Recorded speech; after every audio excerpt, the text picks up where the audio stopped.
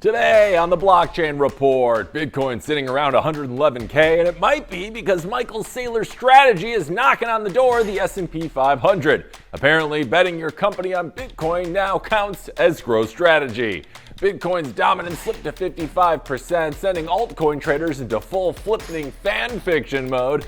Plus, we're joined by Bitcoin advocate and product marketing powerhouse Annalise Falchuk and Christian Catalini, MIT professor and crypto researcher, to break it all down. All that and more right now on the Blockchain Report. Let's go.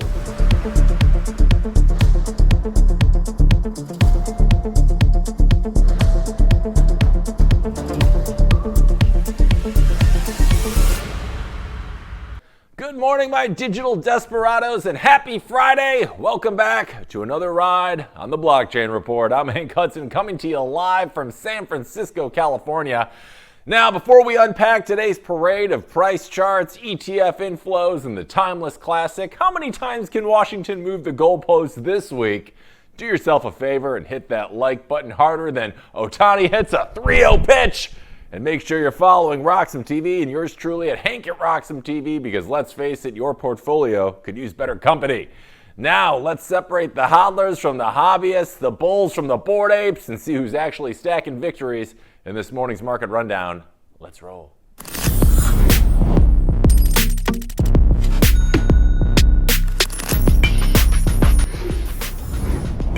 All right, so this morning, Bitcoin was sailing high and things were looking good. We were at 113K like minutes ago, but we've seen a bit of a drawback. Currently just hovering above that 110K level. Bitcoin's market cap still over the $2 trillion mark. That's a big one to watch. No asset in history has ever gone down to zero after being at $2 trillion. So things are looking pretty good on those fronts. Low in the last 24 hours, you had 109.5, and then we saw close to around that 113 mark just a few minutes ago. Let's take a peek at how some of the other big players in the space are looking. Right now, we have Ethereum currently hovering around that $4,300 mark. Again, just about 2 weeks ago, we saw it get as high around the high 4,800s, broke new all-time highs, but it's come back down to around that 42, 43 space. Right now, Solana's down about 2% on the day, currently hovering above 202 a pop. In TradFi, let's see if things are looking any better. Right now, the Dow Jones is down nearly a percentage point this morning. The S&P 5 following suit, sitting currently at around 6,400. The NASDAQ composite just chilling around that 21,000 mid-mark. And last but not least, we have MicroStrategy. Well, they probably went down very recently as well, as we saw that Bitcoin price tumble a couple $1,000s, and MicroStrategy tends to follow however Bitcoin ends up going. So right now they're at 320. We got a lot on today's show. We're going to take a quick break first, and we're going to go into more market news and top stories in just a bit. So stay tuned. More Blockchain Report coming to you right after this. Oh, it's beautiful, Hank. This is not financial advice.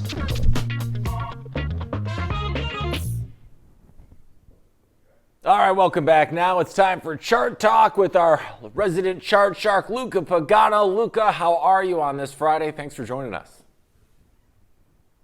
Hey, Hank, how's it going? A pleasure to be here as always. So good Friday and awesome to be here.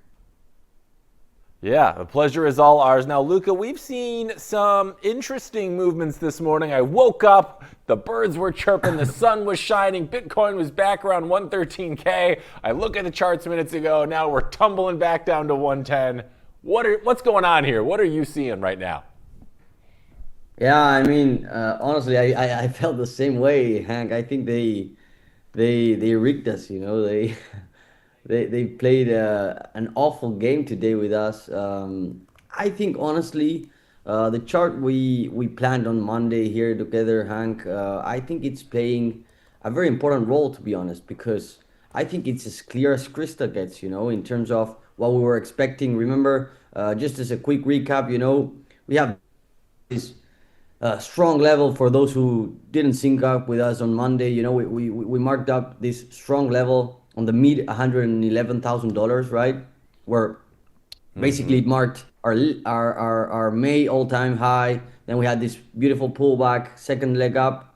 We pulled back exactly to that level. Awesome. We had the other all-time high. So extra validation on this beautiful level, you know. and then we pulled back again on that level, and now we're under it, and we're having a strong time, honestly, keeping it up. We talked on Monday where we were basically, sorry, on Wednesday, where we were basically on this level, remember? And we talked very cleanly, if we close above this, I think we have some stars at least to $116,000. We couldn't close there yet, and today morning, to be honest, it was looking amazing above here. And yeah, now we're pulling up again. So for me, this is the level, I mean, everything between $110,000 and this exact level, like mid $111,000, for me, it's the no trade zone in that sense, and we're waiting for triggers. So we always talk on the show, and especially because it's Friday, about closing out the week on a good note, hopefully, so we can see some continued momentum through the weekend when, crypto is the only thing trading. There's nothing for TradFi, so crypto kind of tends to be the barometer of how the markets are feeling. I believe we have some interesting information coming out of Washington today. I think it might be jobs reports or something. What is the number you are looking for Bitcoin to close at by the end of today to hopefully see some continuation of upside as we make our way to the weekend? Yeah, exactly. That level, Hank, definitely is, for me, the mid $111,000. Actually, if we see the weekly charts, we love here to talk, Hank, about the weekly close. Last week, we had this pretty ugly, to be honest, red candle. This was last week. And this week, that's where we're struggling, actually, to recover from the structure. Because if we can manage to close the week above this level, for me, the structure has not broken. If we close below, a little bit lower than we're at right now, even for me, this may be a confirmation that we are heading to new lows in terms of the current structure. So I think we should be cautious in here, and wait for the triggers. Not get ahead of ourselves. Of course, this is not financial advice, and we're just talking about charts, here. But this is at least what I'm expecting in my plan. And one interesting thing, Luca, that I noticed recently is, I want to talk about it, we've talked about it on the show quite a bit, is Bitcoin's dominance compared to the rest of the market. Last I checked, that number was getting a little suspiciously low. So what is that kind of telling you about what's going on right now? Is money seeming to, or liquidity moving its way into those altcoins? Are people chasing those higher plays right now, the higher alpha plays? What are you seeing in regards to Bitcoin's dominance compared to the rest of the market currently? Yeah. Honestly, I think in terms of Bitcoin dominance, I think we reached our target of 58%, and now we're at a zone where it might make sense for BTC to recover at least to 60% for me. I mean, if we can close the weekly below 58, well, maybe there's a bit more fireworks. My next level here, Hank, for alts domination would be 54%, right? This is the weekly chart, guys. So, I mean, this was at least our plan from the last weeks. I think we reached our target. For me, it would make sense for us to, recover a little bit on BTC. That may happen if alts pull back. That makes sense. So, or maybe they accelerate. We surely hope that second, alternative, but we gotta see. I mean, for me, Bitcoin has been weaker than the altcoins latest weeks, and I'm expecting a little bit of a rotation there, at least for the short term, like next 2 to 3 weeks. But yeah, we will see what the market gives us there. Yeah, how are you feeling right now, Luca, about the overall health of the Bitcoin market? We're kind of a weird time, right? September is usually known as Red September. The last 2 years being the exception, but the previous 5 or 6 before that, September was always in the red. However, we're almost on our way to Q4. We got about a month left. Q4 usually very bullish for Bitcoin, especially during this part of the cycle. So right now, how are you feeling the market is looking for Bitcoin? And we would love to get, I don't know if you saw, we have a new game here on the show where we take all of our guests and get their price prediction for Bitcoin by the end of the year. So I want to know, just to recap, How are you feeling about the overall health of the market right now? And how is that affecting whatever your current price target is for Bitcoin by the end of 2025? Yeah, well, I mean, I think that those are very good questions and also like separate ones because if I think of the next month, Hank, I honestly think more of a sideways action and a breathe in, let's say, kind of thing where investors, rotate their money out and or in, but no directional, clear action. At least for me, I think the market is giving us that. We had a very clean action the last couple of months. So it's more of a rotational month for me at least. So what that means is I don't expect much FOMO and that kind of stuff for the next couple of weeks. That being said, for me that's an even better scenario probably for acceleration on Q4. At least my plan there, Hank, is I'm eyeing, as you know, $135,000 as the next target.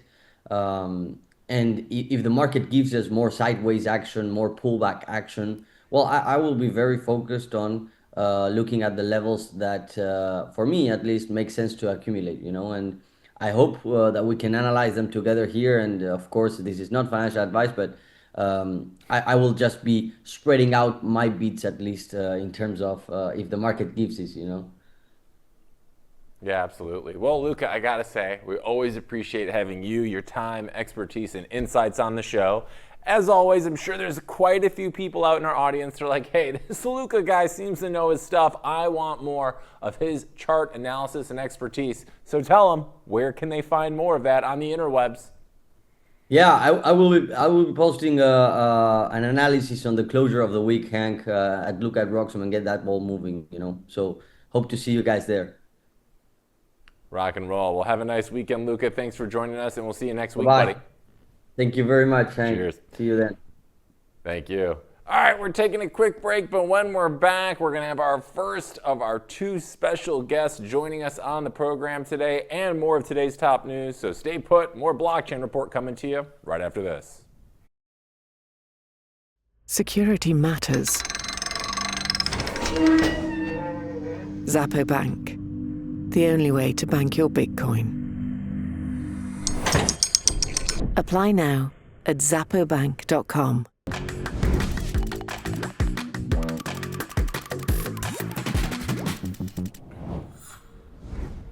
All right, welcome back to the Blockchain Report. We got a treat for you boys and girls this morning for our deep dive today.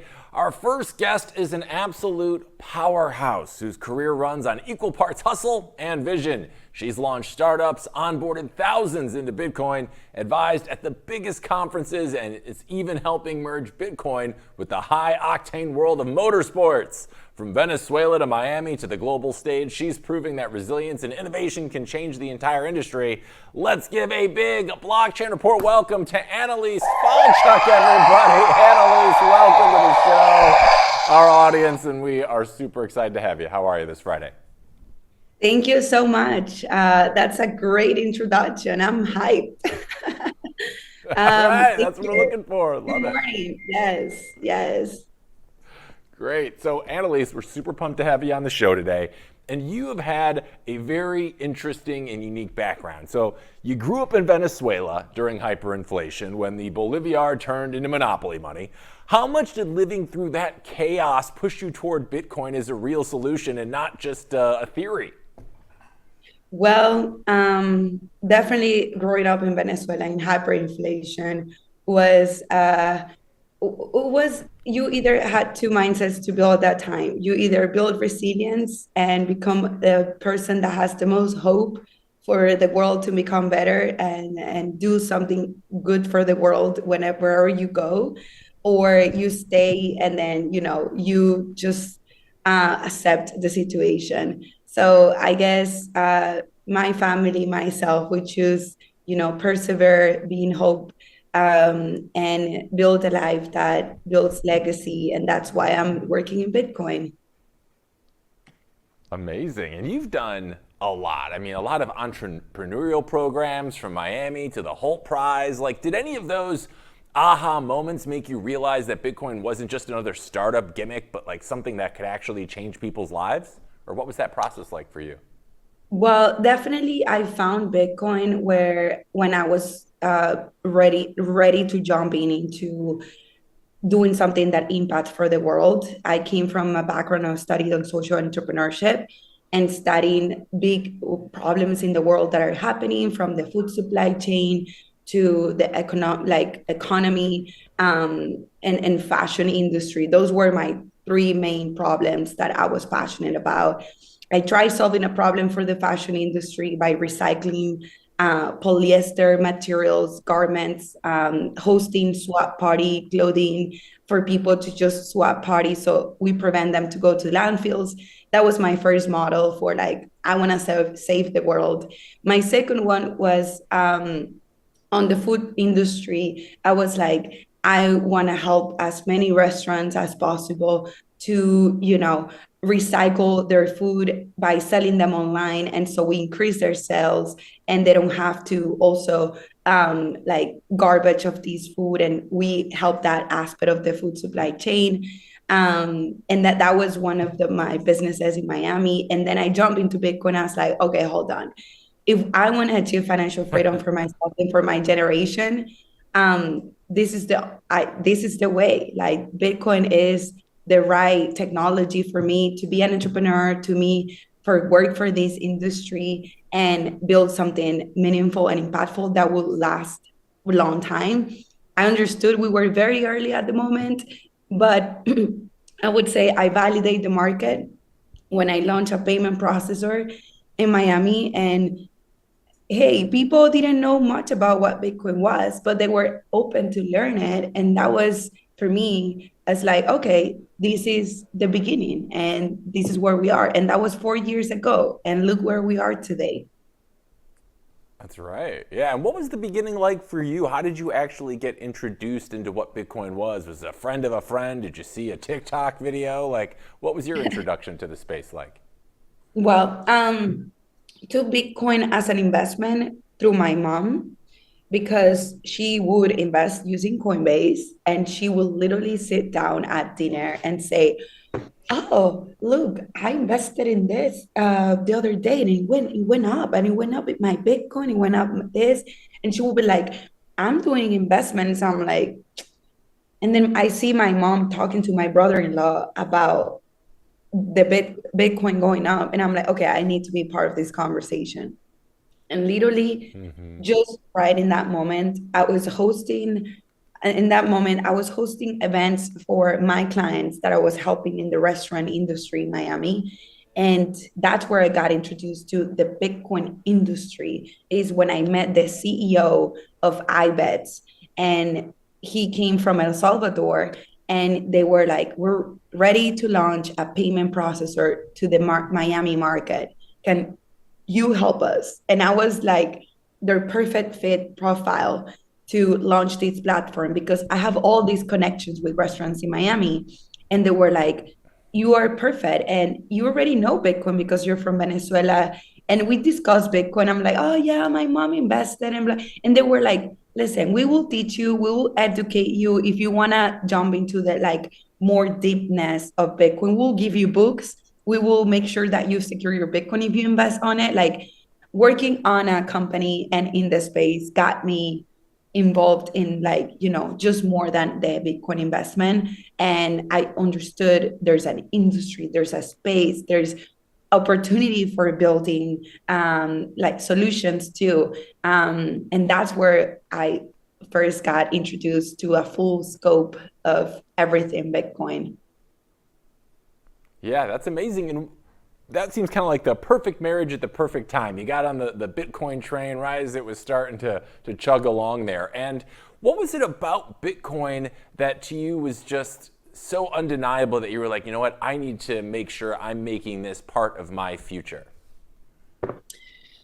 I think there's something about Bitcoin that I love, is the innovation aspect of it and the opportunity, meaning there's a lot to create and a lot to innovate. And it's not just being a marketing company, it's not just being a payment processor. There's more to it. And I think I love a space that allows people to come in with new ideas, innovation, and become their own entrepreneurs within a technology that is giving them back value at the end of the day. When you go to sleep, you know you're working for something that is giving you value. So I think that's something that really excites me the most, like, is the technology, the innovation, the aspect that you can be an entrepreneur, and that you can also integrate Bitcoin in different aspects of your life. And if you have a traditional business, you can integrate Bitcoin into it. And now you become part of the Bitcoin industry, but you still run in a traditional business. Like, there's many ways to get Bitcoin involved in your business, in your life. And that's definitely something that fascinates me. And overall, the community also, like everyone I've met in the Bitcoin industry, somehow we share a lot of similar values, and we also share like long-term life dreams. So sometimes we talk, let's talk about 10 years from now. Where do you see yourself? And I see myself in the farm doing triathlons and having my horse and cooking my own food and cultivate it. And then I realize some Bitcoiners have kind of the same vibes and my like values, that is what they want for their life. And so feels like we're all working for a long-term vision for our personal lives, but we're all collaborating to get there. So definitely that's also something that is being impacting my life and keeps me going. Yeah, no, that makes a lot of sense. I mean, especially, it seems like Bitcoin certainly seems to resonate with people that are interested in entrepreneurship like yourself, right? There's the freedom aspect, the innovation aspect, and there's the hard work aspect that seems to kind of go across the board for people of that particular ilk. And like you said, the community aspect. It's like we're all these people building things, and while we're all in our own single like silos, we're all doing this together. We're all kind of fighting for the same cause. So that makes a lot of sense. And I want to talk a little bit about one of your entrepreneurial endeavors, and that's called Felipa.io. Am I saying that right? Yes. Felipa, thank you. Yeah, since it's Friday. That's correct. And, yeah. Can you tell us about that? Yeah, of course. Felipa was born in 2024 when I asked myself, really, like, I've been asking myself why there's so many little women in the Bitcoin space, where I'm like, but why, right? And then, I'm observing, and I'm a marketing analyst. I love doing market research. And I just found that, the way that Bitcoin is being communicated to the world is very, it was back in the days more technical than something that resonates with emotions and philosophy. Then philosophical theories came to life, but still, like, all the branding, all the messaging, still very, like, I don't know, not super feminine. And so there's no way we're attracting women to the space. And the women that are attracted is because, it's like me, family, it's like the boyfriend, it's like the friends, like you get referred. But for you to get involved on your own, it's kind of like feels intimidated. So I was like, Sure. I want to become a platform that really understands women's psychology of money and help them go through from point 0 to point 100 in their financial freedom journey. And in order to get them to invest in Bitcoin, or to get them into empowering them to become financial, like little or achieve financial freedom, which I'm still in that journey. Like, I'm not in 100%. I'm still like in the 20. But I was like, there's a need for a tool that can help me understand what's my personality with money, what's my psychological traits, what makes me excited about money, what doesn't, and also, like, in order to invest in Bitcoin, you need to know how much available you have to invest in Bitcoin every day, every month. Like I had to make my math. And today I invest in Bitcoin every day, but I had to make my math. And in order to get there, I have to sit down and do my math. So not every woman would sit down and do their math. So basically, we help women get to that point where they feel confident and empowered to understand their money, build a relationship with their money, so then they can make better financial decisions. And one of those financial decisions is they can invest in Bitcoin. So that's what Felipa is today. It has become an AI agent. And we're still in MVP process, and we're still validating hypotheses, and we're learning from our community what is it that people really need. But the more we get out there, the more we do community events, and the more I talk to women, this is becoming a great platform for women to, find themselves in a journey of, okay, I can get started to build financial freedom here. And so that's what Felipa is about. I love that. And that makes so much sense, because oftentimes financial things seem very inaccessible to people that maybe didn't grow up with it or weren't taught it. Especially, the United States, for instance, does not do a good job of teaching anybody anything about finances growing up. You really have to kind of go out on your own to learn it. And especially if it's not something you see, the world isn't shown through a lens that you understand or you identify with. So that seems like a really worthwhile endeavor that allows people to understand the systems better by showing it through a lens that resonates with them. I had a friend who created something called The Skim years ago, which was a newsletter that kind of related to women, and it took off because women identified with the format they were using rather than what was out there. So I think that's an amazing idea. But my question is, everybody downloads finance apps at one point or another and then ends up ghosting them a week later. I'm certainly guilty of it before. How do you actually get people to stick with these new habits that you're trying to help them build, especially when, Bitcoin rewards patience and not instant gratification, which is something we've really become used to in today's world with our TikToks and our algorithms? How do you plan on building that patience and that and getting people to actually stick and use that app over time? Yeah, that's an amazing question, because it's definitely the biggest challenge that any financial technology app faces.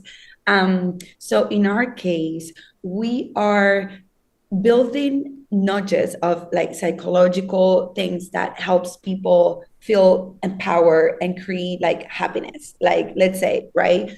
One thing that we do is we send reminders of their financial goals. And so we focus on positive reinforcement rather than telling you, oh, you spent this much money, so you have less money now. No. We focus on, hey, remember that your goal is to invest in Bitcoin at the end of the month, this much. You're closer to that goal if you keep saving, if you keep managing your money this way. We also So it's more focused on positive reinforcement. And also we do provide money affirmations. And these are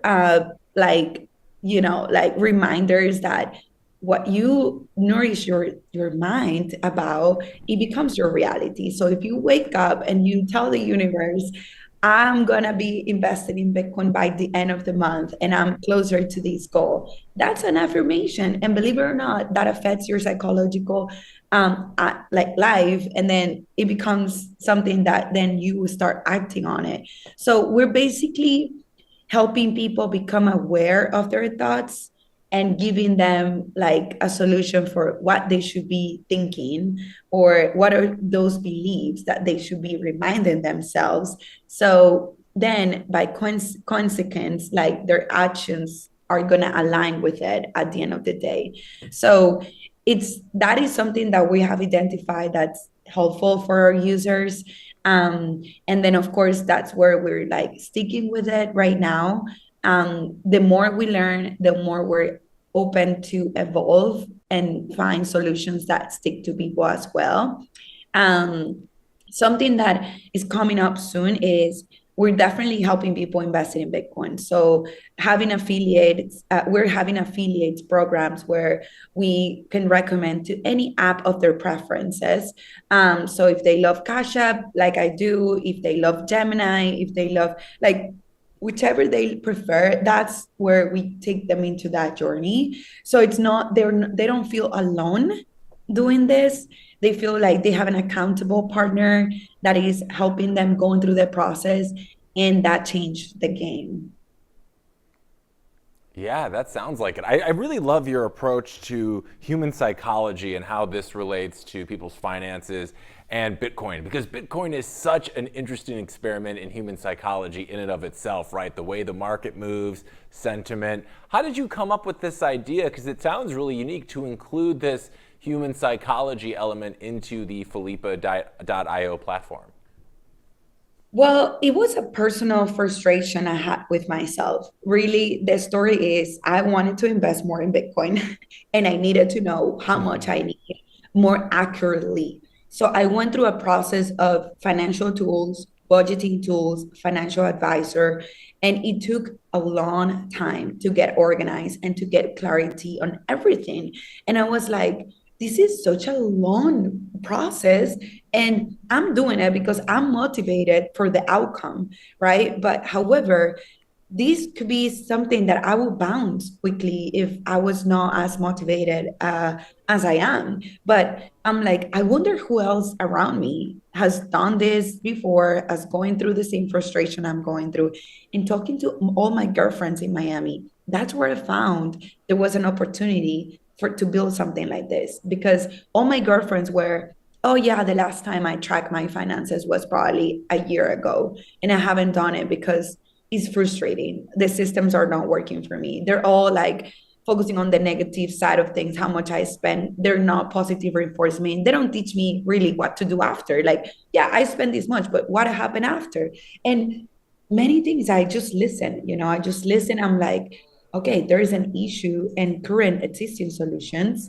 If I build a solution, yeah, it will probably take long, but I think I'm capable, and I have a huge audience around me that I can serve. And at the end of the day, integrating this audience into Bitcoin will be like powerful movement. So why not getting it started? So that's why I loved being the person who is like integrating the women into the Bitcoin as a movement that comes from, hey, we help you with your psychology of money, so you build a better relationship with money, you gain confidence, you feel empowered, and then you can learn things like Bitcoin. You can do things like Bitcoin because now you're more integrated into those kind of conversations too.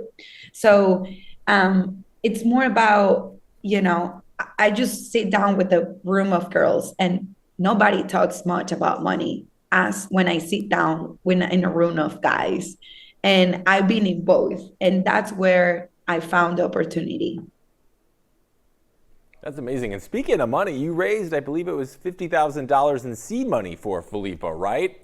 And my question in regards to that is, were you pitching, or how were you pitching Bitcoin during that raise? Was it the core of your mission, or is it kind of a silent engine in the background of this new, financial tool? It was my vision. It was my vision as a feature on my platform.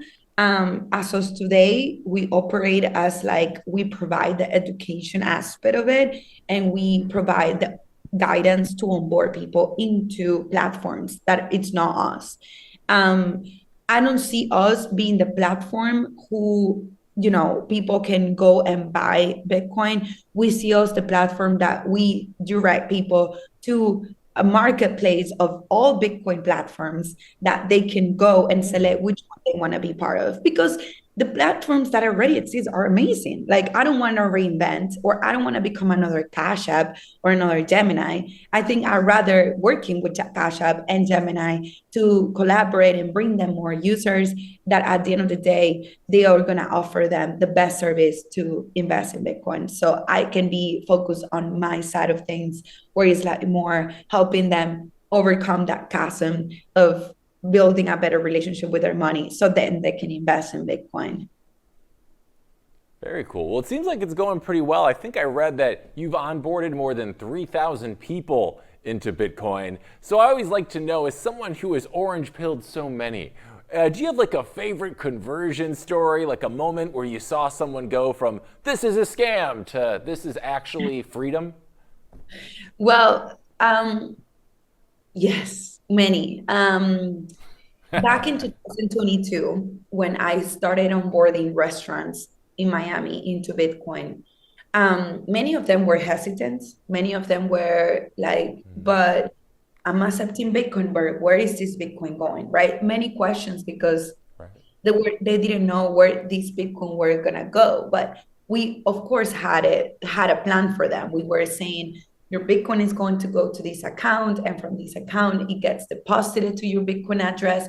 But they were all questioning, but what is a Bitcoin address? What do you mean with this? So it was very interesting to see how people were curious to learn, but they really don't know nothing. And I had to build this Bitcoin mini book to teach all my merchants about Bitcoin and accepting Bitcoin as a payment and what does this means.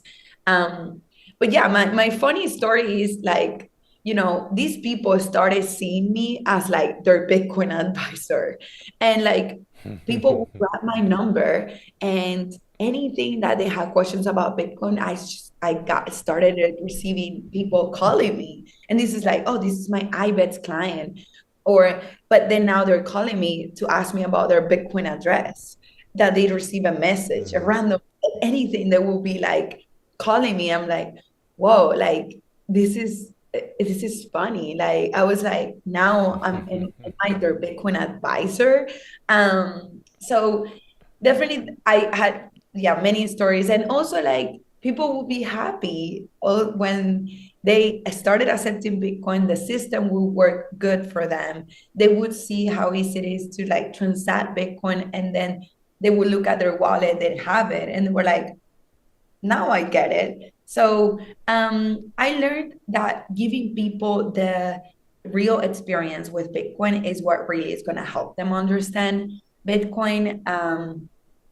And then after this, I would say, it was funny when I had to set up my parents with their wallets and send my dad Bitcoin. And it was like, I became like the Bitcoin girl in Miami everywhere. And a funny story is then I started going to farms with my job, and I started onboarding farmers and ranchers into Bitcoin.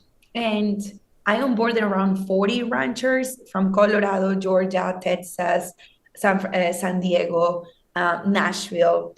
And these were people that they were like, I'm ready to accept Bitcoin. They didn't know nothing, but they were very into it also. And again, the process of onboarding them into Bitcoin was very like nourishing, but also like very thoughtful. Like everyone has their questions, everyone wanted to know how the accountability works, the taxes works. Like, it's for their businesses, this was a more complex operation to install than just accepting him as a personal operation. So I just found fascinating that I was able to, integrate a new operation and technology to these businesses that actually was adding real value to their business, reducing transaction fees, therefore saving them more money or helping them make more money, and overall get them introduced to a new market audience. Because when we onboard the ranchers, then we launch campaigns to announce that these ranchers were accepting Bitcoin. And guess what? People started buying from them and paying them in Bitcoin. Wow. So we opened for them a new target audience too. So overall, my experiences has been very, how do you say, like very prosper. Like everyone has prospered in their ways. So yeah. And then, from there, I went into media. I stopped onboarding people into payments, and that's another story. So. And we're going to get into that one in just a minute. But I do love the idea of paying for sweet corn with Bitcoin. So I appreciate your efforts. That makes my life a lot easier.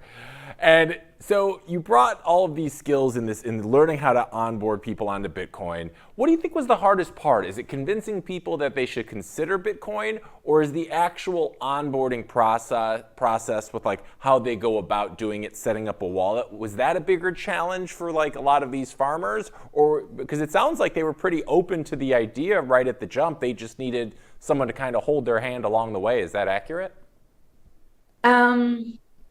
Yes, it was a mix of both. It was a mix of what is Bitcoin, how it works, why is Bitcoin different from the fiat monetary system. So I always like to look at like the comparison of the system, like give people or business operators a perspective of this system versus this system, and this give them understanding of the model.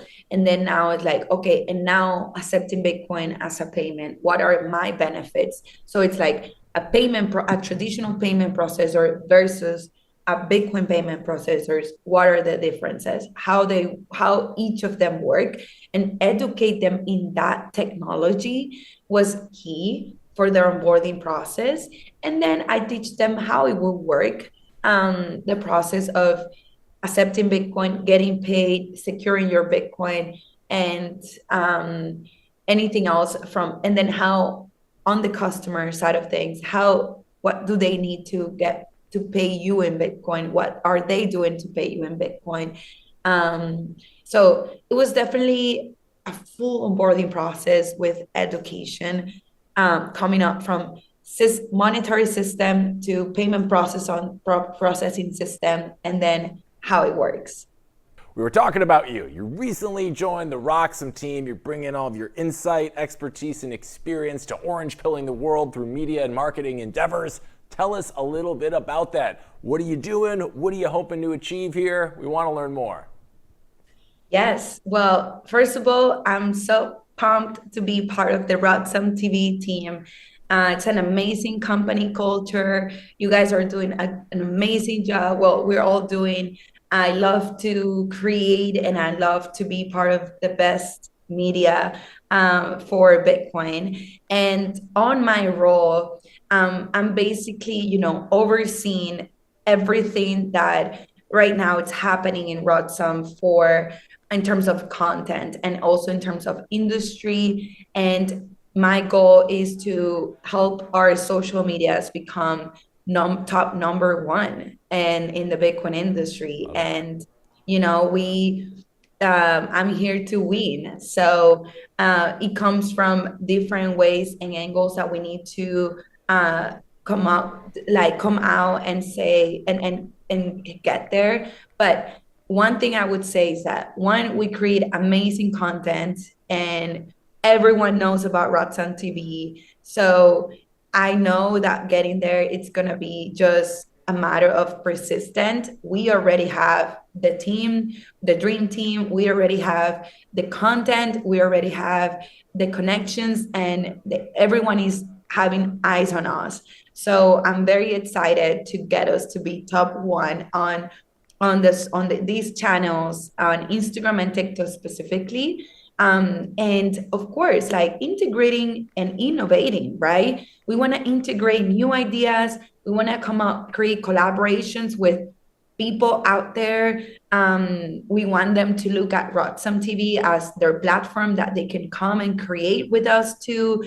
So we're definitely looking forward to become the platform of collaboration. This is not just news. This is not just about Bitcoin only highlights and breaking news. This is also a platform for other people to share their stories like this one, to share and promote any event or conferences that we want to support too. And, definitely looking forward having more people joining us on socials as well. But yeah, that's where I'm here for. And so far, we are coming up with new ideas. We are definitely going through a moment where we are innovating and thinking what is going to make us succeed and become the top one. So let's go. Let's go is right. Now, Annalise, now you've been in this space now, you said, for about 4 or 5 years. You've seen a lot, you've orange pilled a lot of people. Now, Bitcoin's whole cycle thing, everyone seems to have a little bit of its own flavor as Bitcoin matures, and this Bitcoin journey has continued now for the last 15, 16 years. I remember back during the COVID times, it felt like Bitcoin was very well communicated through people just yelling at me through their TikTok and Instagram pages. Has that shifted at all? And like, what do you think is the best way right now to educate, inform, and eventually orange pill the next generation of Bitcoiners? How do you approach that as you're using the social media? What do you think is the secret sauce right now from your expertise and and experience? Yeah, well, I would love to share all the secret sauces. However, I'm like, okay, let's keep some for just the Roxom TV team. Yeah, that's But fair. That's fair. definitely, so English is my second language, right? And there's something I learned by becoming a native second language speaker, which is simplicity and less is more, and also back to first principles. So we are always educating people that probably need to hear again what is Bitcoin. So back to first principles rules to where what is Bitcoin? How does it work? Where is it? Like reminding people of the simple things, like when is gonna be the last Bitcoin mined? Why is Bitcoin mined? What is a Sats? Why Sats and Bitcoin are different? What is the different? Like there's a lot of terms that we still need to go step back and remind ourselves that if we want the newbies to come in and learn, they need to learn from the first principles from the beginning. So definitely keeping in mind of a beginner is key to succeed in social media, because the people who knows Bitcoin is it's like less than the entire population, right? So we want to go and expand ourselves. So we got to go to first principles, and also less is more, simplicity. And as I say, make it friendly. Don't be too technical. Don't be too complex. Don't make it negative. Make it friendly, make it engaging, make it easy to understand. Like, so I guess that those are my secret sauces. And of course, give people, which is something we have been doing. Yeah, that Bitcoin has its different parts. It's moving in different ways. It's moving around legacy and governmental conversations. It's also in technology. It's also in developers. It's also entrepreneurship. It's also marketing. Like Bitcoin is happening right now everywhere. So give people a full spectrum of, okay, Bitcoin is not just this technology. It's not just this investment. It's in a conversation in many rooms. It's going to help people understand that it's a holistic movement nowadays. And so that's definitely part of how we're approaching bringing people into other people's ears. And we always have to be innovating. I would say, going back to first principles always tells me and reminds me that sometimes Bitcoiners have our own slogans and our own quotes and our own internal jokes. I'm like, well, those jokes we would have to innovate them too, because if we want other people to learn them, we gotta like open up ourselves. So I'm very much a person that likes to bring new people into Bitcoin. So that's where I sit. In that chair, like I'm always looking at what is it the new people needs to hear, and that will help them understand or grab them into learn more, rather than what else we can build on the Bitcoin industry to make it more exciting for those that are already excited. So yes. And here's a question for you. As someone who has onboarded a lot of people into the orange pill theory, Do you feel like it's more important to the Bitcoin space that we are kind of converting the older guard, the boomers, and getting them to understand Bitcoin? Or are you've talked about empowering Gen Zs to get, achieving their own financial freedom. Is it more important that we're focusing maybe on that generation? I mean, there's about to be this huge wealth transfer from the boomers to the millennials, to the Gen Xers, Zers, whatever. So is it important that we're starting this early and often for this younger generation? Because ultimately they're going to be the ones who have all the money to put into Bitcoin eventually and, hopefully their own, financial futures. So who do you think is really the target audience now? Is it this younger emerging crop, or do we need to get our boomer parents on board too and, get them aboard the orange train? Definitely the young generation. We are the ones that are gonna be living and breathing the economic changes that are about to happen. We are the ones that are having jobs. We're the ones making money. We're the ones building companies. We're the ones that are gonna innovate. We're the ones using AI nowadays. Gen Z are our most important target audience, and we need to be more strategic and smart at approaching them in ways they like to be approached. And we gotta study their behaviors, and we gotta study what they do and what they like, and so how they would like to be thought about Bitcoin. And I do believe Gen Z is the generation that we actually need to give them the opportunity to work in this space. We need to reward them in a good way. They're the ones that wants to work, are motivated to build financial freedom and to build a life. Like Gen Z, it's not easy for us to buy a home nowadays, like it was for our parents who were our age. So we're definitely more motivated to invest our money or to learn how we can achieve financial freedom than what our parents were in the past. And I do feel like it's not that we don't want to relate to the boomers, but boomers have already made their money. They already lived their life. And if they think about Bitcoin, it's probably more of a game theory for them. For us, this is like real. Like there's not, like we have to do it. Like otherwise, how can we overcome, right? Like the economic impact that can exist to us in any situations. So I think Gen Z are the most important audience. Yeah, and what do you feel has been like the most effective way to communicate with that audience? Like the crypto space has a lot of interesting elements to it that you don't see in traditional finance. Like there's a humor to it, there's the memes.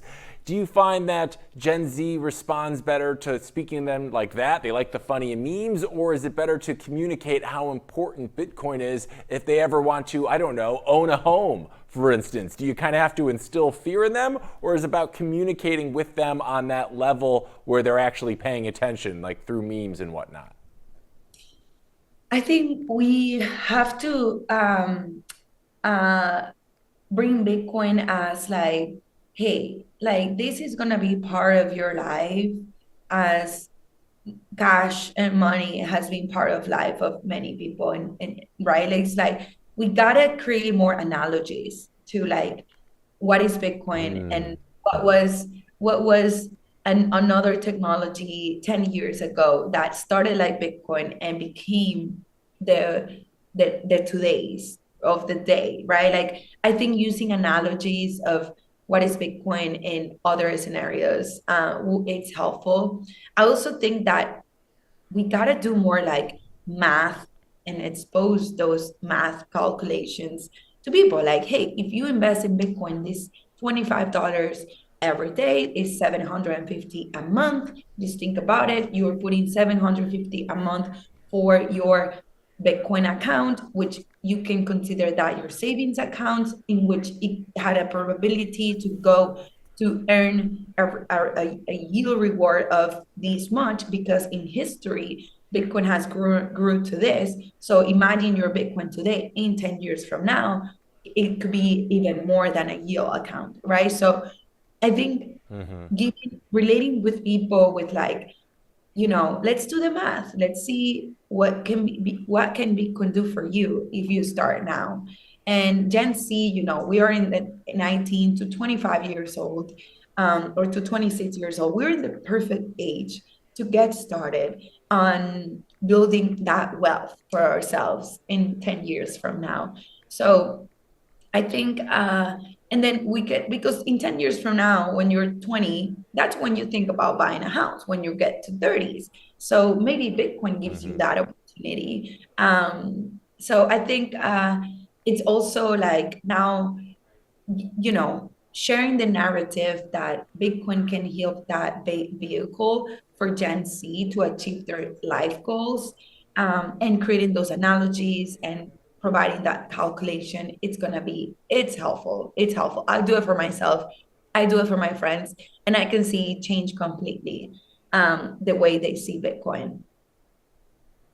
Yeah, no, the analogies and the storytelling are all, I think, an incredibly important part of getting people to buy into what Bitcoin is all about. And you just need that initial buy-in so that they do their own homework and realize how good it will be for them in their future. But Gen Z is an interesting one, right? Because Gen Z has grown up with a lot of immediate gratification. Amazon, Netflix, they can watch what they watch when they want it. They can buy what they want when they want it.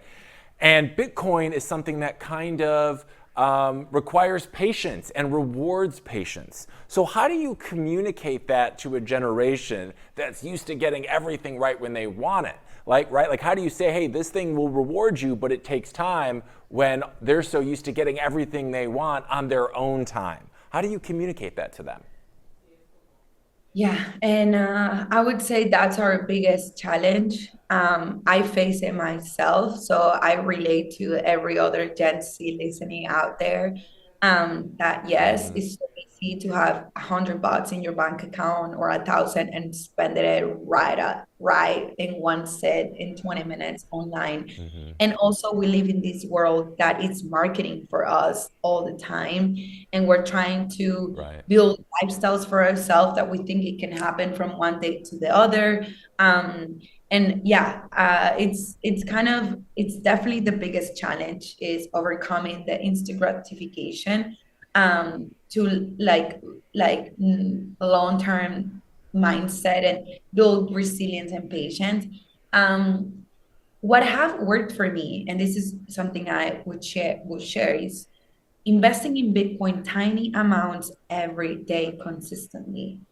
Is automatically, it's something that would allow me to just think that, oh, instead of buying a coffee every day, I'm investing in Bitcoin every day. So I just have that going as like my spending every day is Bitcoin first. And then after is if I do any other purchase, but I already invested in Bitcoin at 6 a.m. in the morning. And it's tiny amounts that they're not affecting me. They're not giving me any stress or, but at the end of the day, where I see at the end of the month is like, oh, I achieved this much investment in Bitcoin at the end of the month because I invested in tiny amounts every day. So focusing on compound growth is what I would recommend to Gen Z to start with. Don't try to invest bigger amounts because you're just starting to make money, or you're figuring out your life still. You probably don't know what you want to do for work, and it's okay. And you're probably spending your money on travels and experiences because that's the age to do so. And at least that's what people say. And I think it's fine to leave, to want to leave. I think everyone should experience and have that, but don't get yourself trapped into, because you're doing that, then you cannot invest yet. I think tiny amounts can help you create compound growth. And I would recommend that. I'm not a financial advisor. I'm not a Bitcoin advisor, but this is just a personal sharing that this is what I do for myself. And I hope this also helps to others. Yeah, I think dollar cost averaging what you can afford right now, and then as those those things compound over time. You start seeing that number grow and grow, and then it kind of becomes a game, and then it's kind of you're orange pilling yourself a little bit as you get further and further down that rabbit hole. So no, that makes a lot of sense, Annalise. So our time is running a little short today, but before we let you go, here's a game we're going to play. We play with all of our guests, okay? This has been a very interesting year for Bitcoin, as we know. 2025 is coming to a close. We're almost in Q4.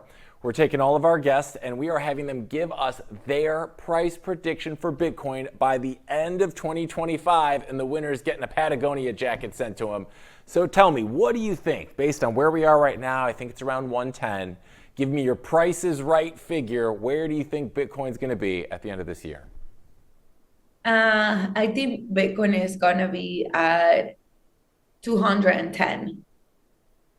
210. All right, put it on the board, gang. 210. All right, so if we got you on 210, we have a board. We're creating it. We'll send you that Patagonia if you get it right. But before we let you go, Annalise, one more time, I'm sure there's plenty of people in our audience that are like, I like the cut of this lady's jib. I want to learn more about her, Philippa.io. What's the best place we can send them so they can learn more about you, what you're up to with Philippa, and what you're doing at Roxom?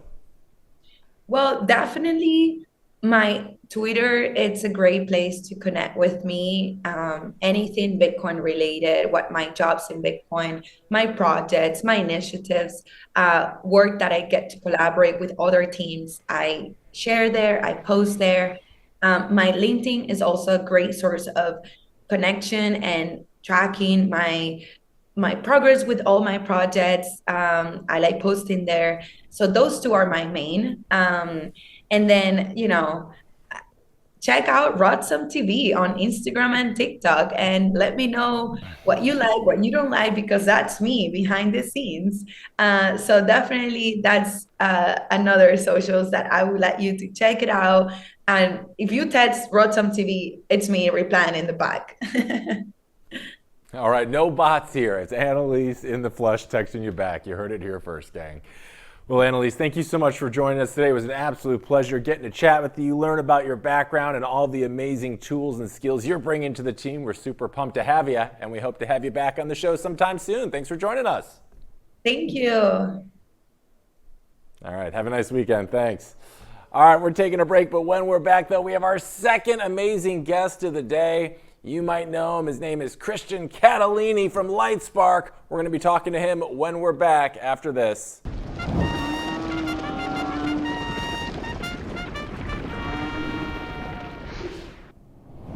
All right, welcome back. Christian's just going to hang tight for a few minutes because we got to go over the top stories quick because we got some good stuff to cover. First up, Bitcoin spent the past week doing its best impression of a drunk tightrope walker. Last Friday, it spiked to 111,500, then face planted back down to 107.5 within only a matter of hours. The following days, well, they weren't much kinder. Bitcoin kept digging local lows just above 107K like it was auditioning for the role of a shovel. Finally, by Tuesday of this week, the bulls remembered that they do in fact exist. Bitcoin clawed back from under 110K to 111, hung out there for a bit, and then bears shoved it back down to 109.5 just yesterday. But this morning, buyers grabbed the wheel again. Bitcoin pumped to a weekly high of over 113K before smashing right into a wall of resistance. Where are we at now? Over that around the 110K level. Eyes now are all on the mid-September Federal Open Market Committee meeting, where the Fed is widely expected to finally cut interest rates. Translation, brace for volatility because Jerome Powell sneezing can still make this market move. Meanwhile, analysts keep asking the same question. Will September stick to its tradition of being Bitcoin's worst month, or does 2025 break the curse? So far, Bitcoin is slightly green this week, with Strategy spending another $450 million on over 4,000 more Bitcoin, while Metaplanet grabbed 1,000 coins themselves to hit that magical 20,000 mark, because apparently treasury strategies are just a Bitcoin Costco run now. Some analysts are calling for divergence between Bitcoin and equities, suggesting that BTC could finally decouple and surprise everyone with a bullish run. Others, like Crypto Burb, are raining on the parade, saying the bull market has just 50 days left before it expires like old milk. And earlier this week, the SEC and CFTC actually played nice for once, issuing a joint statement giving the green light for registered exchanges to facilitate trading of certain spot commodity products. Or in other words, crypto just got a hall pass to the biggest venues in the world. So where are we right now? Well, Bitcoin's still hovering just above that 110K mark. The Fed meeting is just around the corner, and September is looming like the scary month it always is. But if there's one thing clear, Bitcoin refuses to stay boring even when it tries.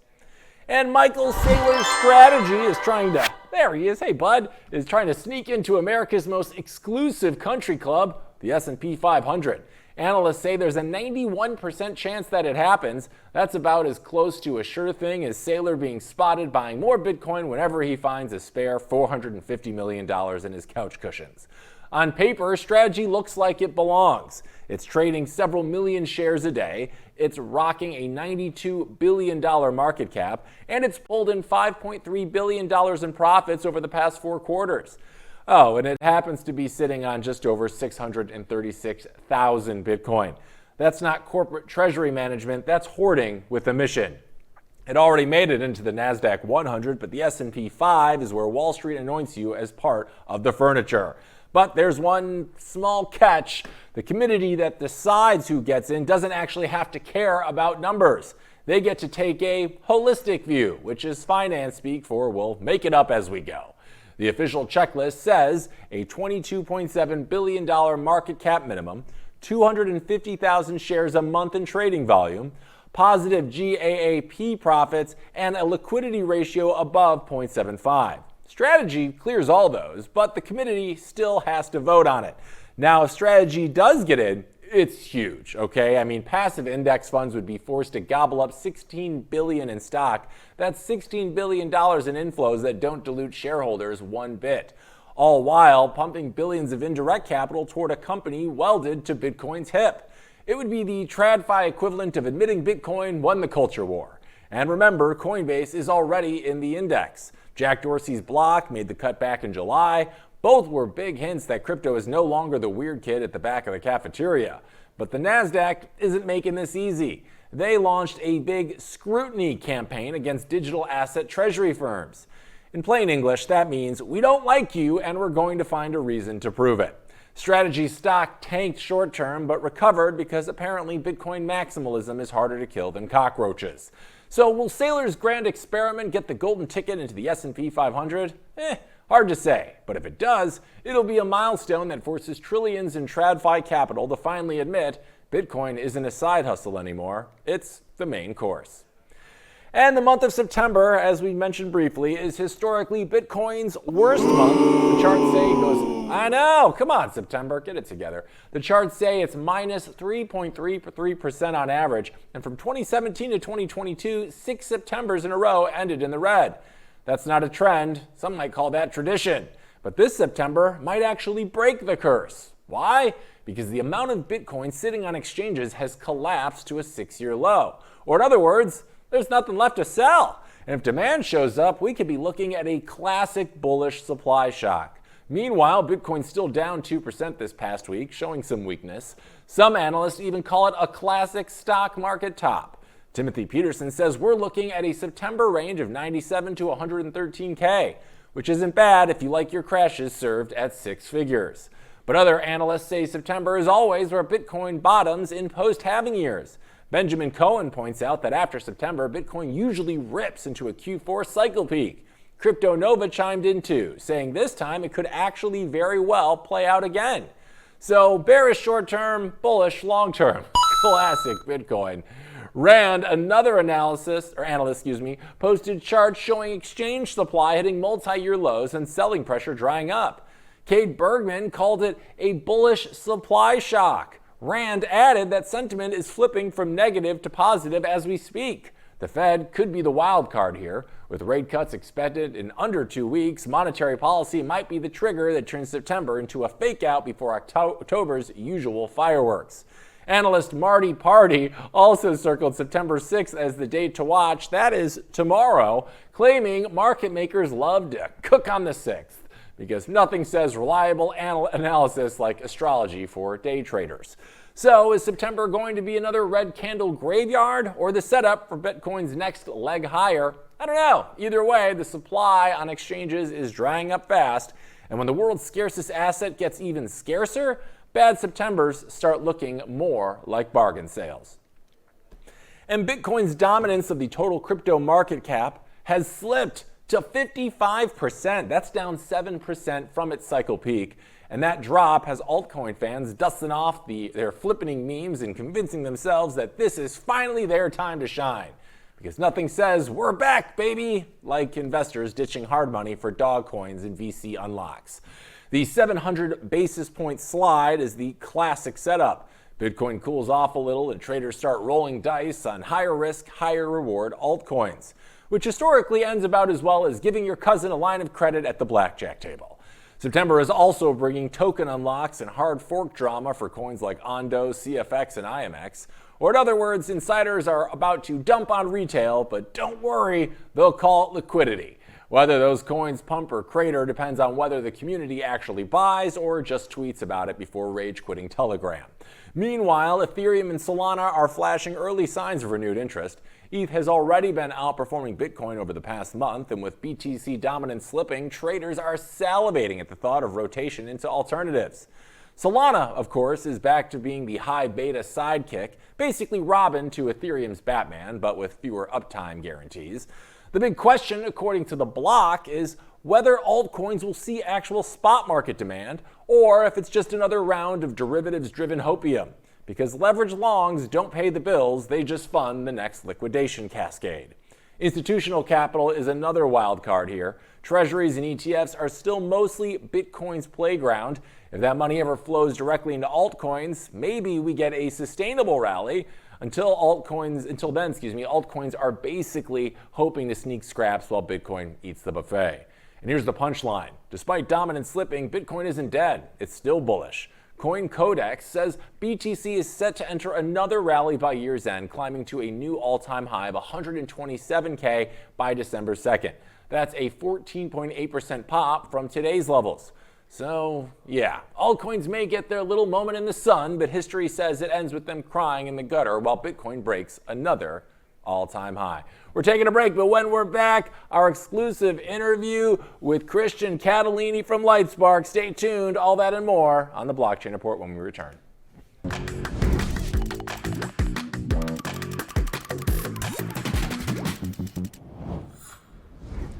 All right, well, now it's time for our deep dive. And the man joining us has been right in the middle of some of the biggest breakthroughs in crypto and fintech. He co-created a major digital currency project at Meta, founded the MIT Crypto Economics Lab, and has been a trusted advisor to Coinbase, Algorand, Chainlink, and even the U.S. Commodity Futures Trading Commission. He's presented research everywhere from the White House to the IMF, and now he's helping lead Lightspark, a company building real-time global payments infrastructure on top of Bitcoin that could completely change the way money moves across the planet. Let's give a big blockchain report welcome to Christian Catalini, everybody. Christian, welcome to the show. We are super pumped to have you today. How are you? Thanks for joining us. I'm great. Excited for our conversation today. Me as well. And let's just start from the beginning here, Christian. You have had a really incredible career journey. You've been a professor, a researcher, an economist, and now a crypto founder, basically a Swiss Army knife with tenure. What was the spark that convinced you that Bitcoin was worth betting your career on? What was that like? So many years ago, I was looking at platforms for democratizing access to payments and financial services, starting with crowdfunding and equity crowdfunding. I stumbled on Bitcoin. Once I started understanding some of the basic economics behind it, I fell deep into the rabbit hole and was really fascinated with the infrastructure that this could represent over the next decade. That led me to design the MIT Bitcoin experiment, where we gave all MIT undergrads back in 2014 what was at the time a third of a Bitcoin. It was only $100, but of course it's worth a lot more today. And so became one of the early academics really looking at the economics of cryptocurrencies, of Bitcoin, and everything that came after. That was kind of a quite the journey. At some point, I had to make a very difficult decision, which was like, okay, do I go on leave from MIT? Do I put my academic career behind and try to build something in this space? Which was when I became one of the founding members of what became the infamous project Libra and then Diem out of Facebook. 4 years of regulatory interactions across the globe, trying to get that stablecoin ecosystem to really take off. And then when we threw in the towel with David, my co-founder, and others, we decided to try it all over again, this time on top of Bitcoin.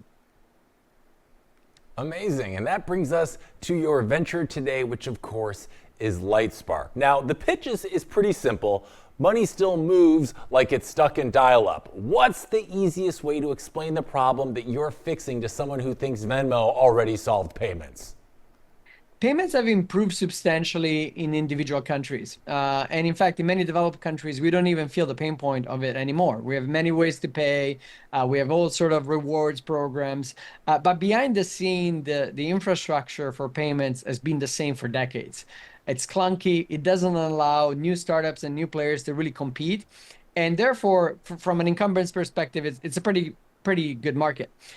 Crypto can revolutionize all of that. It can make payments not only seamless, low cost, and globally available, but it can also allow new players to enter and compete so that consumers and businesses can really benefit from this new technology.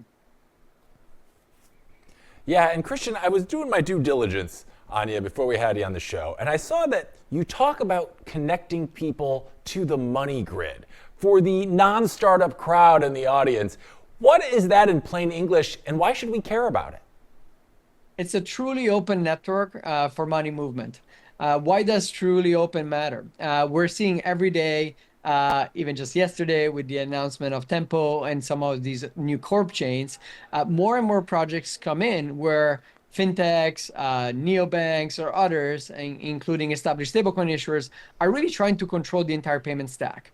But we need something new. After all, crypto was designed to break through the walled gardens of large digital platforms and financial incumbents.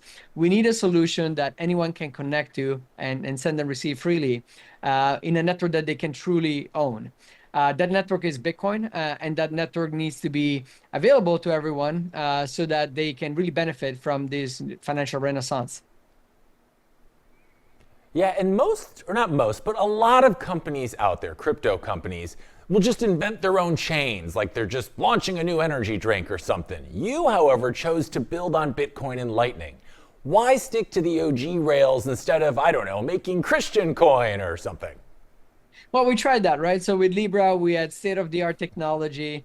We had one of the best blockchains at the time, a new programming language on top of it. But the reality is that the change in this space is not about the technology. It's not about better engineering. It's really about governance and decentralization. If you want to change market structure, if you want new players to be able to scale products and services in a way that is truly, truly novel, that network needs to be open and interoperable. Otherwise, we're recreating, the card networks just with different technology.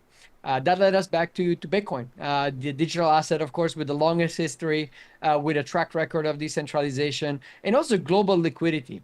People often look at stablecoins as a way to send money across borders, but as it turns out, if you can come in and out of Bitcoin, Bitcoin is a great pipe. Bitcoin is a great technology for moving value 24/7 anywhere around the globe. Of course, people often still need fiat, and so you do need those on and off ramps. You do need those conversions. And part of the money grid vision, is really about connecting neobanks, wallets, fintechs, non-custodial wallets, all to the same technology stack so that everyone can move money as simple as sending an email. And you brought me to my next question, which was great, because Lightspark supports everyone from banks to wallets to exchanges, which begs the question, how do you build infrastructure that scales across all of them without just becoming some kind of financial duct tape? What is that process like? I think it goes back to building foundational technology. So when we started, the only technology available for scaling Bitcoin was really Lightning. So we invested the first year and a half of Lightspark's life. My CTO, Kevin Hurley, spent countless nights trying to make Lightning actually enterprise grade. When we were beginning, you couldn't send $50 across Lightning reliably. Most of those payments would fail. So we developed AI/ML technology, for example, to ensure that those payments were always fast, reliable, and could be spliced on one side and recomposed on the other hand. That's all stuff that happens behind the scenes that turns Bitcoin into modern financial infrastructure. The strength of Bitcoin, of course, is decentralization, but Bitcoin layer one as so limited, right? In terms of TPS, in terms of what it can actually do relative to other networks. And so by scaling Lightning, we had a first solution that worked really well for custodial wallets. So if you're a large crypto exchange, today more than 15% of all Coinbase Bitcoin transactions are powered by Lightspark. Lightning is great. You can send, tiny amounts of Bitcoin in real time all over the globe. But the next wave, and this is why we embarked on the journey around Spark, is making Bitcoin really scale for billions of people. For that, you need to have a solution where you can have non-custodial wallets that can be created really rapidly for anyone, maybe with an SMS or with a message. And people can rapidly enter the Bitcoin ecosystem with as low friction as possible. That's kind of the next wave. That is all about reducing the cost of really scaling Bitcoins to a much larger user base and lots of new use cases. Think about Bitcoin rewards that can be seamlessly delivered to anyone around the globe. That sounds nice. Bitcoin rewards are the best kind of rewards. And you mentioned the infrastructure because, which I'm glad, because you said that you want money to move like information does on the internet, which is kind of like that more frictionless path, right? Why do you believe Bitcoin infrastructure can actually pull that off when Comcast can't even keep my Zoom calls stable? I think the beauty of open protocols, think about TCP/IP for package, transfer on the internet, or as a SMTP for email. They're foundational, right? So the role Bitcoin plays here is one of global liquidity, a global ledger, a way for people to transact value no matter where they are. As you build on top of it, you can also ensure openness. It shouldn't be the case that any single entity can control how that network develops. Otherwise, it's another closed network. Bitcoin is really the only network that meets that bar. And if you can connect different wallets, different institutions to the same set of protocols and rules, then suddenly, it doesn't matter which wallet I have or you have, we can transact seamlessly in different parts of the globe, any point of the day, at a cost that tends to be a fraction of what it is today on traditional payment and financial infrastructure. Interesting. And you mentioned different parts of the globe. I believe I read that Lightspark is already live in something like 140 countries and something like 120 currencies. Is that accurate? We have a number of partners that really help us pull that off, right? So we're building an ecosystem that is open where others play important roles. So, when you're trying to convert, for example, to LATAM, we work closely with Bitso. In each key region, we have partners that have already done the hard work of really connecting to the domestic payment rails, and they can also benefit from the network growing. So it's not just us. It's really, it takes a village to raise a child kind of situation. I bet. I mean, I got to imagine, if you're working in all of these different parts of the world, they all have their unique challenges. What has been maybe one of the more strange or unexpected roadblocks you've faced as you and your team hit the global market? I think in the early days, and especially now with a lot of hype around stablecoins, people wonder why Bitcoin, right? And they don't often realize that Bitcoin can be the most economical channel for sending value cross border. Bitcoin has deep liquidity. And also there's a very strong complementarity between people trying to use Bitcoin for investment and speculation and trading and Bitcoin for payments. That demand for investment also drives the liquidity that you need in all these different regions to go to and from Bitcoin to local fiat. I think we're in this interesting phase of infrastructure inversion, where for a while, as much as some of the audience for sure would love a world where everybody's transacting in Bitcoin, everything is Bitcoin denominated. We're not there yet, right? So it's going to take time for Bitcoin to reach that level of adoption. In this intermediate phase, you do need to meet customers and businesses where they are. So the experience, for example, that we're powering with the likes of Nubank and soon SoFi when they go live, is going to be one where consumers will see dollars and pesos, reais, euros, all the currencies they're familiar with. But when you're trying to send money, essentially behind the scenes, you'll be jumping on the faster Bitcoin rails, and that value will translate and transport itself instantaneously anywhere across the globe. So I think we do need to create better user experiences that hide the complexity and just deliver real value to consumers and businesses. And when we do that, I think the rest is going to sort itself out. Yeah, no, that makes a lot of sense. But when you're for instance, like plugging in an exchange or a new exchange into Lightspark, what's kind of the core value add there? Is it speed? Is it the cost, the reliability, or is it simply we already did the hard part so you guys don't have to? So for most exchanges, could they integrate Lightning themselves? Sure, and some have tried. But making Lightning really low cost, efficient, and reliable, that's really hard. So that's where we add value. And often, even when teams have evaluated Lightspark versus going their own path, they realize, okay, this is way cheaper than doing it in-house. So that's the first step, right? So delivering the best possible SDKs and APIs so that if you want to build on Bitcoin, this is the way to do it. And the second one with Spark is really bringing to the market and giving, to the community better software, technology that can help, builders that want to develop, really cool apps or games or things that really involve payments and Bitcoin or stablecoins. We'll be supporting, of course, stablecoins too on top of Bitcoin, which is kind of truly novel. Giving them the right tools. We're not going to build, all the applications that are needed for the Bitcoin DeFi ecosystem to grow, for the Bitcoin payments ecosystem to grow. That's going to be, people all around the globe watching this, looking at the API and SDKs and just building it, maybe vibe coding it over a weekend just to get started. Yeah, and you mentioned stable coins. As we've seen recently, stable coins seem to be kind of turning into the new arms race. How does Lightspark and Spark fit in when you can just issue one in minutes? So I think people, when they look at the stablecoin landscape, they're often not thinking through what will it look like in 5 years. I think in 5 years, we're going to go from, two dominant players, actually one mostly, with most of the market cap and liquidity, to probably over a dozen relevant stablecoins. Every other day, there's a neobank or exchange or fintech issuing their own coin. So all those coins will be competing. Liquidity will get a lot more fragmented. And to be honest, I think the end state is one where these stablecoins will fade into the background. We'll just think of them as, digital, fast, programmable dollars or euros or pounds. And in fact, domestic stables, I think will make a big comeback. Today, most of the stablecoin supply is denominated in dollars, but we will need these domestic stablecoins for all sort of new use cases. As that happens, and as the stablecoin market gets more fragmented, people will need to cross between them, right? So a payment on neobank A stablecoin will need to land on neobank B. And definitely those two will not want to use the competitor's stablecoin.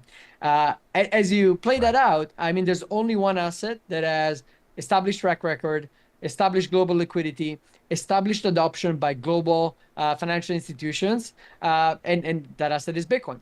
So we do believe that Bitcoin will be that, connector between all these different payment networks, between these different stable coins. And of course, once you have stable coins of Bitcoin, which we're going to have really, really soon, all sort of DeFi Bitcoin application come into play. DeFi often requires, a stable coin because you want something that is not as volatile as Bitcoin to denominate a contract and everything else. As that happens, I think, people have a hard time spending their Bitcoin. People want to hold. And so collateralized lending, maybe it's an interesting application where I don't have to sell my Bitcoin, but I can borrow against it. That we haven't seen that today. We've only seen it mostly with wrapped assets, but wrapped assets, of course, are not the same as pure Bitcoin. Right. So I want to switch gears a little bit here, Christian. I want to talk about the developers. I'm sure you know this even better than I do, but developers are notoriously picky. And so my question I want to ask is, which tools in your kit are you most excited about right now? What doors do they open that maybe weren't possible before? I would say, look, this was our frustration in the first 2 years of Lightspark. Building on Bitcoin was really hard. Even when we tried to make the onboarding experience easier, lightning channels, abstractions, liquidity on the fly, and all these things, it was still very cumbersome to be on Lightning. And so only the world's largest exchanges and neobanks and players could be on Lightning. But with Spark today, and Leo is leading our efforts on that project as being really thoughtful on this, we want a user experience that's as simple as what people are used to in kind of Web 2. So you can, build a Spark wallet probably in a day. You can use some of our partners like Privy that provide great wallet infrastructure. You can build it yourself. You have lots of options. But the barriers to building an app or creating something truly novel is so low. It's kind of day and night. So the part that we're most excited about Spark, I think it's not only bringing it to billions of users, but also ensuring that developers can come up with the next killer app with only a few lines of code. And the audience will be the arbiter of that, but we're working really, really hard to make the experience for developers on Spark super easy and super enjoyable. I love that. And I would love to get to, it's always nice hearing how the tech is supposed to work, but it's a different thing to learn about how it actually worked, maybe from a use case or from an example that you've experienced over your career. Do you have any stories or examples of clients who went from clunky, fee-ridden payments to instant settlement with Lightspark? And if so, like, what did their reaction look like in that moment? Quite a few. I mean, starting with just Lightning, right? So when Coinbase rolled out Lightning, it was the fastest rollout of an L2 that they had seen. So reaching 15% of all of their transactions, shifting them over from L1 Bitcoin to Lightning happened in about a year. That was very rewarding for our engineering team that I worked really, really hard to deliver that solution. And just knowing that every day people move Bitcoin in tiny, tiny increments or larger ones, we can support any amount through that integration is of course, something that we're proud of. Next, I would say seeing the first payment going cross-border between, say a Pix balance in Brazil to a Chase or BOA or whatever bank account in the United States in real time. And people seeing that money transfer and not even realizing, okay, we just went from the clunky old rails to Bitcoin, and now we're back to the clunky old rails in a way that feels native to a fintech experience. I think that was a really important moment, and we're excited to scale that with SoFi across the globe in a number of corridors. And last, with Spark, and again, for Spark, we're super early days, but the developer response and the ecosystem response has been amazing. If anything, our engineers are working hard to keep up as interest and kind of volume will build up for the network. It's clear that there's almost been pent-up demand for a truly scalable Bitcoin for a long time. And look, many have tried. I think there's a graveyard of projects that took very complex approaches, trying to get all in one step to feature parity with EVM. We don't think that's the way. We think we're Bitcoin, right? So we need to take things slowly and one step at a time. Even just doing payments on Bitcoin, super high frequency, super low cost, is a big deal. Non-custodial Bitcoin that can be truly available again, it's a big deal. When I was a professor at MIT and I was teaching crypto back in 2013, 14, I would move around some Bitcoin to show people how it works and send Bitcoins to students. You can't do that anymore, right? It's so expensive to do an L1 that experience has disappeared, right? Sure, you could do it custodially, but then you're not really experiencing Bitcoin to the core. And with Spark, I think people will be able to experience that again. They may receive a few sats as a reward or a tip, or someone sending them to just initiate them to Bitcoin. And I think we underestimate how transformational that will be for Bitcoin. We added back in 2013 because Bitcoin was cheap. It's much more expensive today, and I think it's going to be exciting for people to experience Bitcoin for the first time, even if it's a few thousand sats. Yeah, absolutely. And what I really love about having people like yourself on the program, Christian, is you've been in this space for a long time, and you haven't just been in it, but you have like a very in-depth knowledge of it. So you've seen it at near its beginning and where we are now. It's come a long way in only those like 15 or so years. So I would love to get your opinion of, let's fast forward 5 years from now. If everything goes right and it goes the way you think it will, how does Lightspark change the way the world thinks about money moving money going forward? I would say two dimensions. The first part is everyone is on an open network. Again, we mentioned corp chains. There's a number of them, right? Whether it's stablecoin issuers, PSPs, or others that are trying to bring people back within their ecosystem.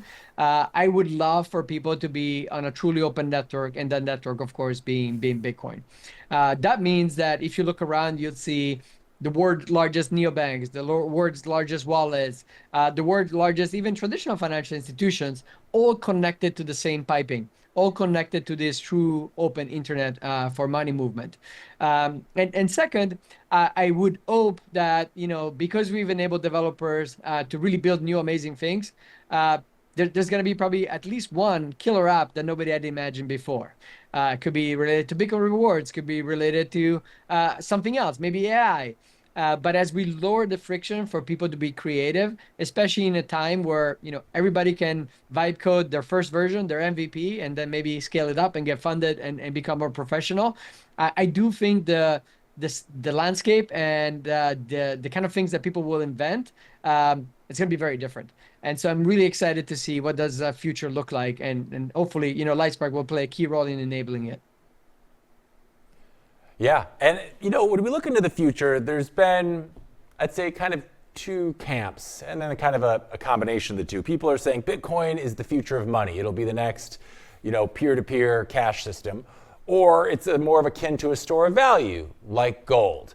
Now, for the people out there who like to say that Bitcoin is too volatile to, in fact, be money, what's kind of your go-to clapback when someone throws that line at you? What do you tell them?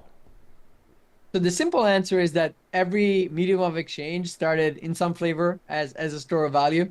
If you think about even the history of paper notes, people were depositing stores of value, and then they were getting these paper notes out of it. So if you look at the trajectory of Bitcoin, I think it is clear today that even if you think of it as digital gold, first of all, it has some properties that are very different than gold, right? It's digital, it's very easy to transfer. So I do think that the comparison is not a perfect one, but it's a useful one for thinking about assets that just have different properties. If anything, Bitcoin has behaved more like a high beta tech stock in the recent times, and very different than gold. You often hear the inflation hedge analogy. That is actually not empirically correct. So I think we're still discovering exactly what Bitcoin is. It is clear that it is something truly novel. After all, when Satoshi released the white paper and then of course the code for Bitcoin, it was the first time in history that we could define something that was digitally scarce without giving a lot of power to a single entity. That global ledger that is really decentralized and updated, every so many minutes, it's something that society didn't know how to build before. So the governance and the institutional breakthrough of Bitcoin is a profound one. I think we're barely scratching the surface.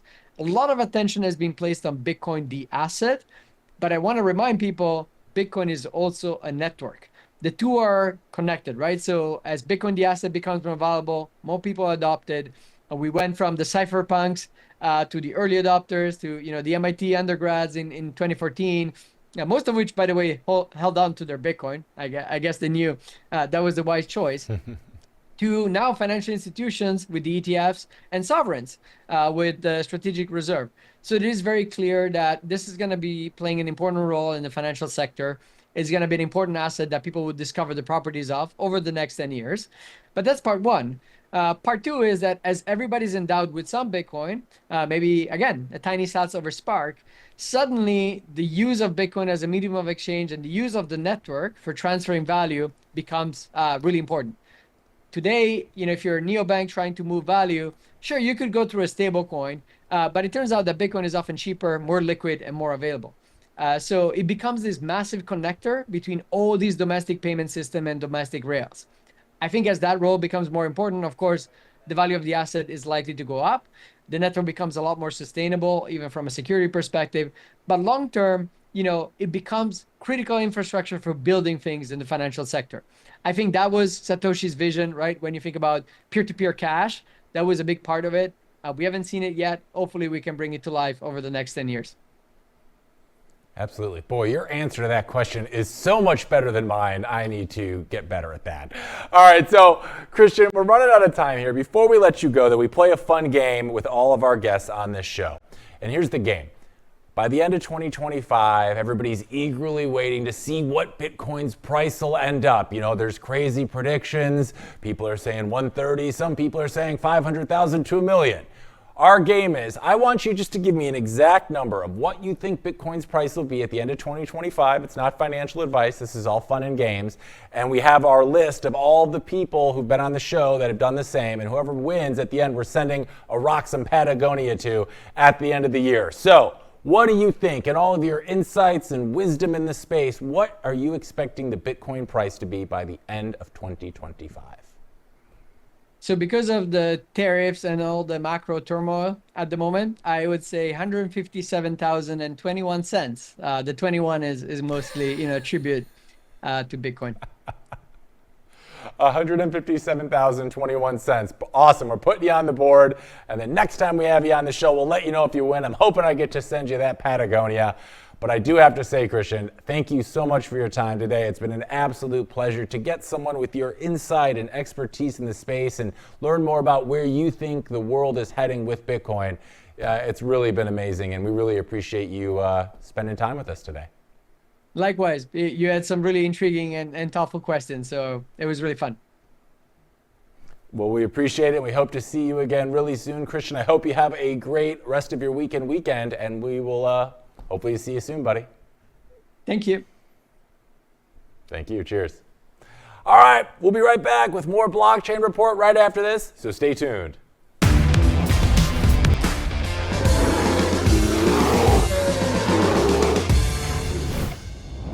All right, boys and girls, it's that time of the show where we recap our top stories and wrap them all up and see how things are looking for Bitcoin. Let's do a little bullish, bearish, or BS. First story, as you might recall, Bitcoin made its way back up to a weekly high of over 113K this morning, only to fall back down to 110K in a matter of hours. Now, all eyes are on the mid-September Federal Open Market Committee meeting, where the Fed is widely expected to finally cut interest rates. Despite the pullback this morning, interest rates are expected to be cut. It's like 91% on Polymarket right now, so I'm feeling bullish because despite some caution for a potential September slump, Bitcoin shot back up to 113K this morning. So how could I not be bullish on that? I think things are moving in the right direction. So I'm bullish. Next up, we got MicroStrategy is being considered for the S&P 5 after racking up $5.3 billion in profits.